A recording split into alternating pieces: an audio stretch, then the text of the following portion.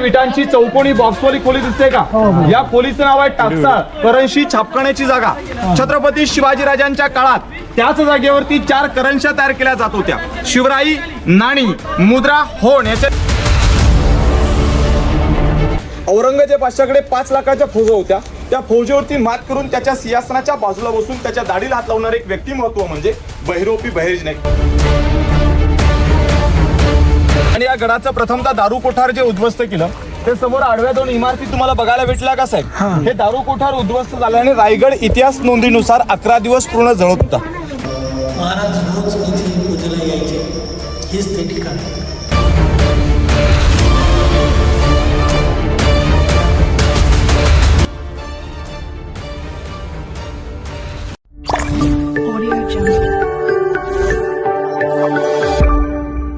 विटांची चौकोनी बॉक्सवाली खोली दिसते का? या खोलीचं नाव आहे टाकसाळ, करंशी छापखान्याची जागा. छत्रपती शिवाजीराजांच्या काळात त्याच जागेवरती 4 करंश्या तयार केल्या जात होत्या. शिवराई, नाणी, मुद्रा, होण याच्यातले 2 कॉईन खूप महत्वाचे होते. एक होण हे चलन त्या काळात सोन्याचं होतं, ती म्हणजे त्यावेळेचं सर्वात महत्वाचं सोन्याचं कॉईन होतं. दुसरी म्हणजे तांब्याची शिवमुद्रा. याच्यावरती लिहिण्यात आलं होतं की प्रतिपचंद्र लेखेव वर्ध विष्णू वंदिता शहा शृणो शहा शिवशा मुद्रा भद्रा राजते. याचा अर्थ काय होता साहेब? आकाशातील जो चंद्र आहे, प्रतिपतेच्या चंद्र कोरेने जसा वाढत जातो, शहाजी राजांचे पुत्र शिवाजी राजांचं स्वराज्य त्याच चंद्रकोरेप्रमाणे वाढत राहावं ही त्या स्त्रीची इच्छा अशी शिवमुद्रा तिथे तयार केली जायची. आतमध्ये 11 पायऱ्या खाली होत्या, आतमध्ये 10 बायटची खोली आहे. खोलीचं नाव आहे गुप्त खलबतखाना. स्वराज्याच्या गुप्तहेर खात्याचे प्रमुख होते बहिरोपी बहिर्जी नाईक. स्वराज्याचा 3रा डोळा म्हणून त्यांची ओळख होती. बहिरोपी का म्हटलं जायचं तर बसल्या जागेवरती 7 रुपये बदलायचे. 18 भाषा येत होत्या. दुश्मनाच्या छावणीमध्ये जाऊन त्याच्या वेशेमध्ये त्याच्या भाषेमध्ये बोलणारे स्वराज्याचे एकमेव गुप्तहेर होते ते बहिरोपी बहिर्जी नाईक. औरंगजेब बादशाहकडे 5 लाखाच्या फौजा होत्या. त्या फौजेवरती मात करून त्याच्या सिंहासनाच्या बाजूला बसून त्याच्या दाढीला हात लावणारे एक व्यक्तिमत्व म्हणजे बहिरोपी बहिर्जी नाईक. पण गोपनीयता ठेवण्याची एक क्षमता म्हणजे काय की स्वतःच्या पत्नीला सुद्धा ते सांगू शकलं की आपण स्वराज्याच्या गुप्तहेर खात्याचे प्रमुख एवढं मात्र गोपनीयता ठेवणं. पण आता खलबतखान्यात चाललोय. इथं सगळे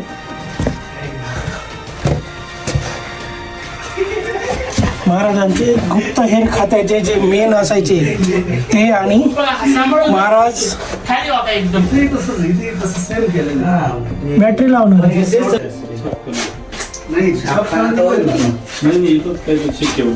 रे. इथं फक्त आहे ना खलबतखाना म्हणजे एकदम गुप्त बातम्या असायच्या ना त्या इथे येऊन सांगितलं जायचं महाराजांना. महाराज यायचे आणि बहिर्जी नाईक यायचे.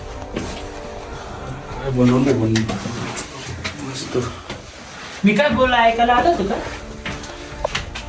विचार करा, हा जो दगड आहे ह्या दगडाला माझ्या राजांनी स्पर्श केला असेल, हाताचा स्पर्श झाला असेल आणि कितीक वेळेस या जागेवरनं आले असतील, इथे पाय ठेवला असेल.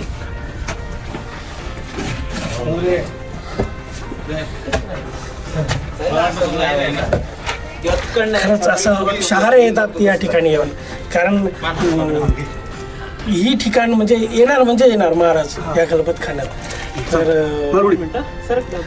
खूप मस्त वाटतं इथे येऊन. आता आपण राजवाड्याकडे जाऊ आणि तिथलं स्ट्रक्चर कसं आहे काय आहे ते सगळं आपण बघूया. पुण्यश्लोक छत्रपती श्री शिवाजी महाराज की जय. तर आपण सर्वजण शिवतीर्थ रायगडाच्या खूप अति महत्वाच्या आणि पवित्र जागेवरती आहात. येणाऱ्या प्रत्येक शिवभक्ताने इथली धूळ, इथली माती ही प्रत्येक शिवभक्ताने आपल्या कपाळी लावायला पाहिजे असा राजांचा दरबार आहे. म्हणून म्हटलं जातं की झुकल्या वाकल्या कित्येक गर्विष्ठ माना या न्याय मंदिरे असा राजांचा त्या काळातला दरबार पाहायला मिळतो. आतमध्ये जी मूर्ती आहे का राजांची 6 जून 2009 मध्ये कोल्हापूरचे राजे युवराज छत्रपती श्री संभाजी महाराज आपल्या राजांचे 13वे वारसदार यांनी या जागेवरती ती 600 किलोची मूर्ती बसवली. साहेब त्या मूर्तीवरती जो फुलांचा हार दिसतोय का, हार मात्र रोज असतो. गेले 32 वर्ष ते नित्यनेमाने पूजा होते. सांगलीमध्ये शिवप्रतिष्ठान मंडळ आहे. मंडळात 6000 कार्यकर्ते आहेत. डेली 2 लोक येतात. सकाळी 7 वाजता तुम्ही गडावरती कधी आलात तर इथे पूजा चालू असताना तुम्हाला बघायला भेटेल. याच्या खाली ज्या 3 खिडक्या दिसतात का तुम्हाला, या खिडक्यांच्या आतमध्ये एक दगडी चबुतरा आहे जिथे आपल्या राजाचं पूर्वीपार 32 मण वजनाच्या स्वर्ण सोन्याच्या सिंहासन ठेवण्याची जागा होती. सिंहासनाचं वजन होतं 1 मण म्हणजे 40 किलो. रत्नजडीत 1280 किलो वजनाचं सोन्याचं सिंहासन इथे होतं. दरबार असा 6000 लोकांनी भरला होता. तो आनंद क्षण राजे 6 जूनला पहाटे 4 वाजता उठले. रायगडावरील कोणत्याही देवदेवतांना राजे विसरले नव्हते. राजे रायगडाच्या सदरेतून निघाले. नगारखान्याच्या बाहेर बलाढ्य देहाच्या हत्तीच्या अंबारीमध्ये बसले. प्रथमतः राजे जगदीश्वराच्या दर्शनाला गेले. आई भवानी देवीला साकडं घातलं. गडाची गडदेवता शिरकाई मातेची राजांनी पूजा केली. पुन्हा महाराजच्या नगारखान्याच्या समोर येऊन थांबले. राजा अंबारीतून उतरले. राजांचं पहिलं पाऊल रायगडाच्या सदरेमध्ये पडलं. इथल्या त्या 6000 लोकांनी डोक्यातले मानाचे फेटे काढले. प्रत्येकाने झुकून आपल्या लाडक्या राजाला मानाचा मुजरा घातला गेला. परंतु महाराज स्वराज्याच्या सिंहासनाच्या ज्या पहिल्या पायरीला पोहोचले ना, त्याने त्या आऊसाहेबांना पाहिलं, त्या सिंहासनाला पाहिलं, पण त्या मातेच्या डोळ्यामध्ये ते आनंदाचे अश्रू दिसत होते. त्याचं कारण होतं साहेब. का तरी आनंद सोहळ्यात डोळ्यामध्ये अश्रू का होते त्याचं कारण होतं. राजा आपल्या आऊसाहेबांना म्हणतायत की आऊसाहेब, या स्वराज्याची जी पहिली पायरी चढतोय, आधी लगीन त्या कोंढाण्याचं आणि मगच माझ्या रायबाचा म्हणणार माझा तानं कुठेच पाहता येत नाही आऊसाहेब. राजांची लटलट दुसरे पावलं दुसऱ्या पायरीवरती पडली. तर राजा म्हणतायत की राजे लाख मेले तरी चालतील, पण लाखाचा पोशिंदा जगलाच पाहिजे. असे म्हणणारे बाजीप्रभू कुठे आहेत? नुकतेच त्यांनी स्त्रीच्या खिंडीत प्रतापराव गुजर, मुरारबाजी, शिवाकाशी या वीर मावळ्यांची नावं घेत लटलटत्या पाणी राजे स्वराज्याच्या सिंहासनाच्या दिशेने पुढे निघाले. काशीचे गागाभट्ट 2 पावलं पुढून राजाच्या डोक्यावरती छत्र प्रकट केलं. हातामध्ये विष्णूची मूर्ती दिली. 7 नद्यांच्या घडांना अभिषेक घातला. 1000 मोहऱ्या उधळल्या गेल्या. सिंहासनाच्या मागून एका गुलजुबदाराने ललकारी दिली. नाव तर हेनरी ऑक्झेंटना गडावती पायाला होता. खूप दमला होता, थकला होता. आणि नगारखान्याच्या समोर बलाढ्य देहाचे 4 पायाचे हत्ती पाहिले. प्रश्न आपल्या रोजनिशीमध्ये नोट केला की बाबा रे, मी 2 पायाचा माणूस रायगड चढताना एवढा दमचाक झालो की शिवराय तुम्ही गडाच्या माथ्यावरती हे बलाढ्य देहाचे 4 पायाचे हत्ती आणले कसे? आता साहेब 350 वर्षापूर्वी इंग्रजी बोलणार सदरेच्या डाव्या कोपऱ्यावर देतो. डोक्यातली व्हाईट कॅप काढतो. तो सुद्धा झुकून महाराजांना मुजरा घालतो आणि आपला प्रश्न विचारतो. राजे त्या सिंहासनाच्या प्रश्नाचं उत्तर काय देतात की आम्ही रायगडाच्या माथ्यावरती जे बलाढ्य देहाचे 4 पायाचे जे हत्ती आणले ना, साहेब हत्ती छोटी पिल्ल होती आणि छोटी पिल्ल पालखीत बसून गडाच्या माथ्यावरती आणली. म्हणजे साहेब लहानाचं मोठं करता येतं, मोठ्याचं लहान होईल का? हत्तीची वाढ 3 वर्षात होते. किल्ल्याचं बांधकाम किती वर्ष चालवतं? ते म्हणजे 14 वर्ष. हा मराठ्याचा गणिमी कावा ही आपल्या राजाची दूरदृष्टी होती. बघा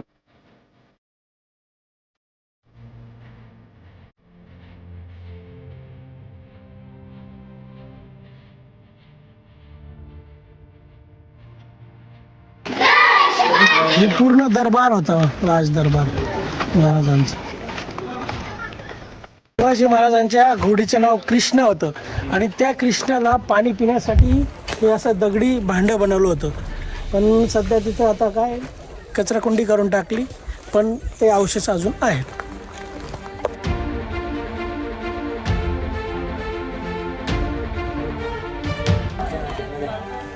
इंग्रज अधिकारी जो आला होता दरबारात, त्यांनी हे स्ट्रक्चर बघितलं आणि ह्या स्ट्रक्चरचं त्यांनी स्केच काढून ठेवलं आणि सेम स्केच काढलेलं स्ट्रक्चर त्यांनी मुंबईला बनवलं, जो मुंबईचं इंडिया गेट आहे तिथे. छत्रपती श्री शिवाजी महाराज की जय. हे बघा, हा समोरचा जो मार्ग दिसतोय का छोटावाला, नगारखान्यातून वरती चौघडे वाजवण्यासाठी जाण्यासाठी रस्ता होता. 350 वर्षापूर्वी त्या काळातले जे नगार वादक असायचे ते वरती जाऊन चौघडे वाजवले जात असायचे. महाराजांच्या कारकिर्दीमध्ये इथे चौघडे वाजवले की किल्ल्याचा दरवाजा सकाळी उघडायचा, सायंकाळी बंद व्हायचा. बाल्य किल्ल्याचा प्रमुख गेट बघता येतो. 350 वर्षापूर्वी जर छत्रपती शिवरायांना जर का भेटायचं असेल एखाद्या सर्वसामान्य व्यक्तीला, तर इथून आतमध्ये प्रवास केला. हा गडाचा बाल्य किल्ल्याचा प्रमुख द्वार होतो. इथे पूर्ण लाकडी गेट सुद्धा होता पूर्वीपारचा. काही काळ इंग्रजांनी जेव्हा नासधूस केली गेली, त्याचे दरवाजे सुद्धा जाळले गेले. बघायला दरवाजांना आडगळी व्यवस्था सुद्धा बघायला भेटते. आउटलेट सिस्टीम बघता येते. पुढे आपण ध्वजस्तंभ पाहूया. थोडा छत्रपती श्री शिवाजी महाराज की जय. जय भवानी. जय शिवाजी. जो गेट आहे हा दगड का आहे इथं, म्हणजे हे का बरं असं ठेवलेलं आहे?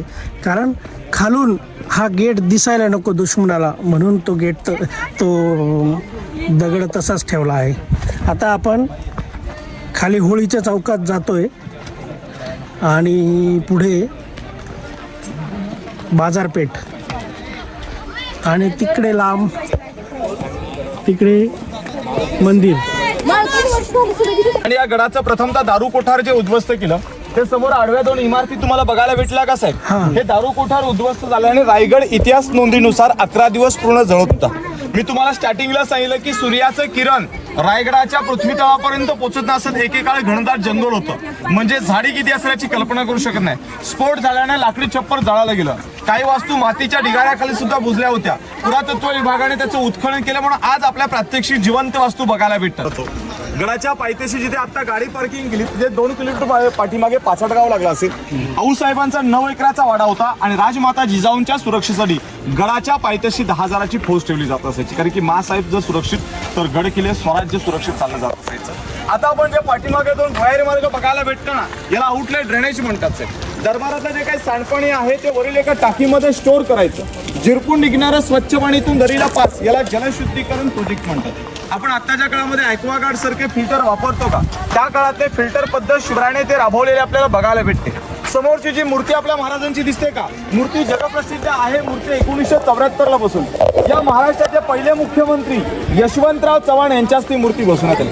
शिल्पकार गणेश पाटकर सहस्त्रबुद्धे शिल्पकाराने पंचधातूची मूर्ती बॉम्बेमध्ये गिरगाव या ठिकाणी घडवली, पण याच्यावरती छत्र नव्हतं. 2 जून 2012 मध्ये आपल्या राजांचे वारसदार साताऱ्याचे गादी उदयन महाराज यांच्या अध्यक्षतेखाली याच्यावरती छत्र सुद्धा बसवण्यात आले. पाहायला भेटते छत्रही पंचधातूचे.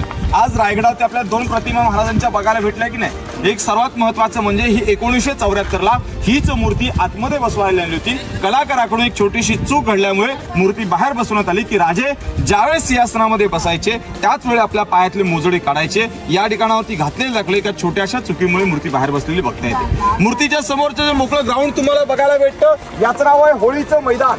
मार्च महिन्यात शिमग्यामध्ये ते मानाच्या होळ्या पेटायच्या. होळी पेटल्यानंतर राजे त्याच्यामध्ये 1.25 किलो सोन्याचा नारळ फेकायचे. जो कोणी 72 जळक्या होळीतून नारळ काढेल त्याला राजे लगेच 1.25 तोळा सोन्याचा कडा, एक काठीनं घुमडं, एक घोडास्वारी ते बक्षे. त्यावेळेचे होळीचं मैदान होतं. ती पत्र्याची इमारत आहे का हत्तीशाळा. गडावरती जी हत्तींची लहान पिल्लं आणली, लहानाचं मोठं पण करायला हत्तीशाळेचा वापर. आज ते पुरातत्व विभागाचं ऑफिस आहे तिथे आपल्याला जाता येत नाही.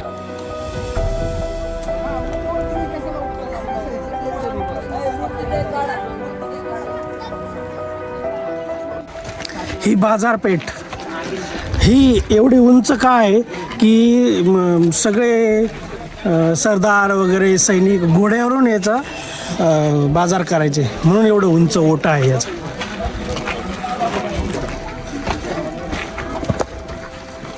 आले त्यामागे माहिती सुद्धा आहे. बोला छत्रपती श्री शिवाजी महाराज की जय. धर्मवीर छत्रपती श्री संभाजी महाराज की जय. समोर या ज्या काही दोन्ही वास्तू बघतो ना, या दोन्ही वास्तूंना बाजारपेठ या नावाने ओळखलं जातं. साहेब बाजारपेठेची लांबी 800 फूट आहे, रुंदी 40 फूट आहे. हाईट पाहिली तर जमिनीपासून खांद्यापेक्षा उंच का, तर त्याचं कारण होतं की त्या काळातल्या ज्या स्त्रिया होत्या यांना साहित्य खरेदी करायचं असेल तर त्यांना पालखीचा वापर करावा. पुरुषाने घोड्याच्या साईने खरेदी होती. इकडे 22 तर तिकडे 22, 44 दुकानं होती. पण बाजारपेठेतल्या कुठल्याही व्यापाऱ्याच्या दुकानावर पाहिलं तर एक गाळा पाहिलं तर त्याच्यामध्ये आगे दुकान पीछे मकान बीच में स्टोर ही रचना पाहतो. पण कुठल्या गाळात कुठेही चिन्ह पाहता नाही. पण या 7व्या गाळात एका नागाचं चिन्ह बघायला भेटतं. बघा, नागाप्पा शेट्टी हा कर्नाटकी व्यापारी होता. या बाजारपेठेचा प्रमुख होता. त्यांनी शिवरायांची आज्ञा केली की महाराज मी या संपूर्ण बाजारपेठेचं कामकाज पाहतो तर माझं कुठेतरी नाव करण्यासाठी जागा द्या. त्यावेळेस महाराजांनी नागाप्पांना एवढं सांगितलं की नागाप्पा स्वराज्य हे रयतेच आहे. स्वराज्य 18 पगड जाती आणि 12 वडोदरांचं आहे. कोणाला नाव करण्यासाठी संधी दिले का कोणत्या गडकोटावर? की या छत्रपती शिवाजीराजांनी एवढं मोठं स्वराज्य घडवलं. शिवरायाने स्वतःचं नाव कुठे कोरलेलं दिसलं का? तुमचं नाव कोरण्यासाठी जागा देण्यात तुमच्यासारखी माणसं या बाजारपेठेला फार गरजेची आहेत. तुमच्या समाजातली लोक फार गरजेचे आहेत. नाव कोरण्यासाठी न कोरता एखादं चिन्ह करा. त्या चिन्हाला पण लोक व्यापार करण्यासाठी तुमच्यापर्यंत पोहोचू शकतील. म्हणून 7व्या काळात एका नागाचं चिन्ह कोरलं. या चिन्हाला पण लोक दुकानात पोहोचलीत. व्यापार सुरळीत चालवला. अर्थव्यवस्था सुरळीत चालली गेली. एकदम फ्रंट साईडला दुकान राहिलं सजवलेलं आणि मध्यभागी हे जे आहे ते स्टोर रूम राहायचं. स्टोर रूम आणि पाठीमागे राहायची व्यवस्था राहायची व्यापाऱ्यांची. इथं ते राहायला असायचे या भागात. आपण जगदीश्वराच्या मंदिराकडे चाललो आहोत. चला.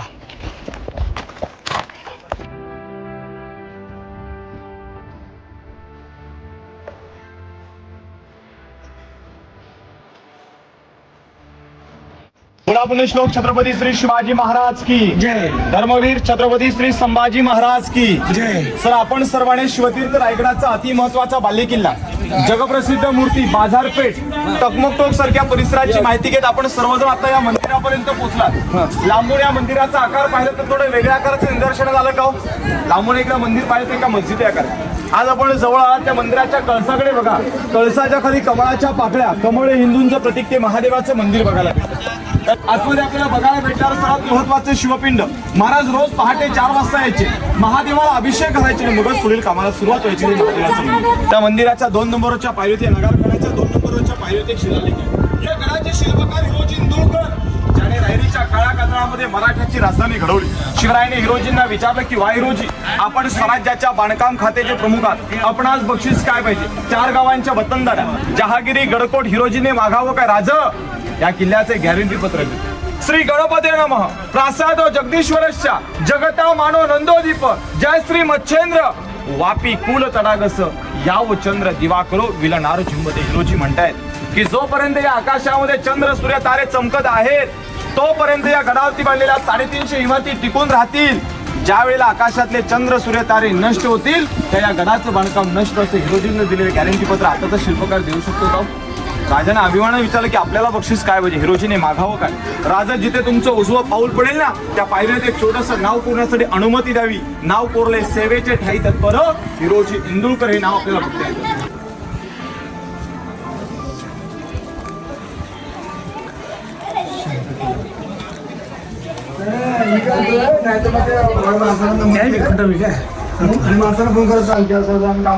शिवाजी महाराजांची हा ठीक आहे. समाधी.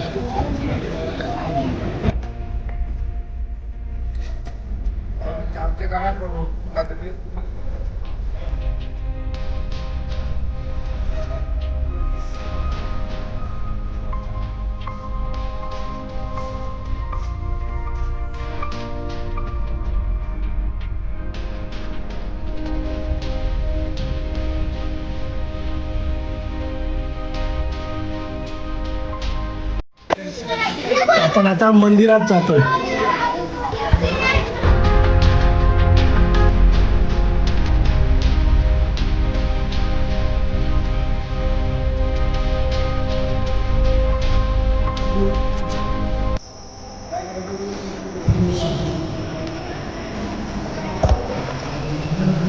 कमळा ठीक आहे.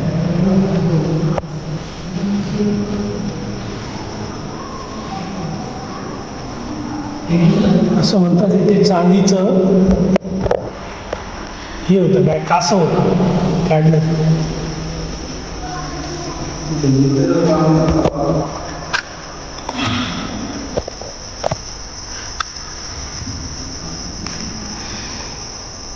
शंभो महादेवा बोले ओम नमः शिवाय. महाराज रोज इथे पूजेला यायचे. हेच ते ठिकाण. आपल्याला टकमक टोकाला जायचं इथे.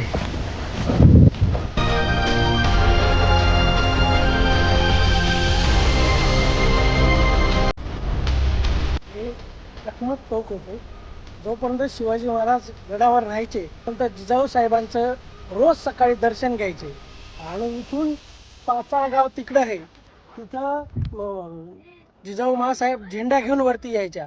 आणि इथे एक घंटी होती. ती घंटा वाजली की महासाहेब तिथे बाहेर यायच्या आणि महाराज इथून त्यांचं दर्शन घ्यायचे.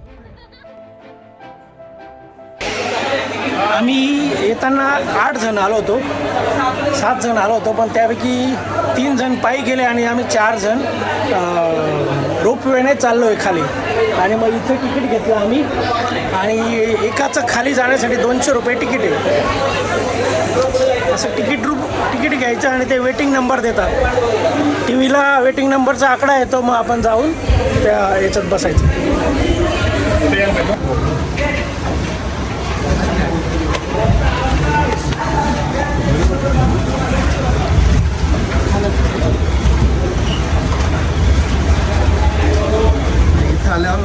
आपलं तिकडचं. अरे तू एकटा आला? शाळेचा डॉन आला. रोपवे. चला आम्ही येताना पायी आलो आणि आता जाताना रोपवेने जातो आहोत. आणि हा पण एक्सपिरियन्स घेऊ म्हटलं. यश म्हटला की मला रोपवेने जायचंय. मागं बाई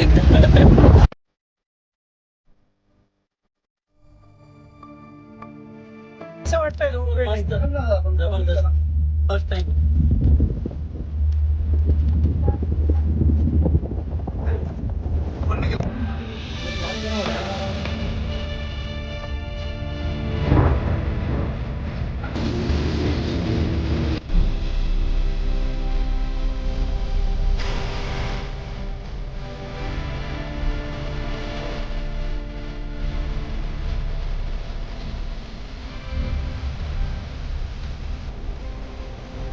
तुळशी वृंदावन.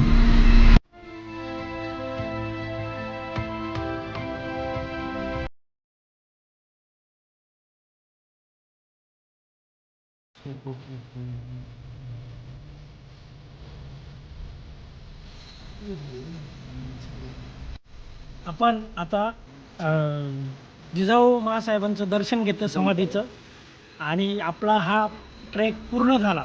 रायगड आणि त्यानंतर जिजाऊ महासाहेबांचं दर्शन. धन्यवाद.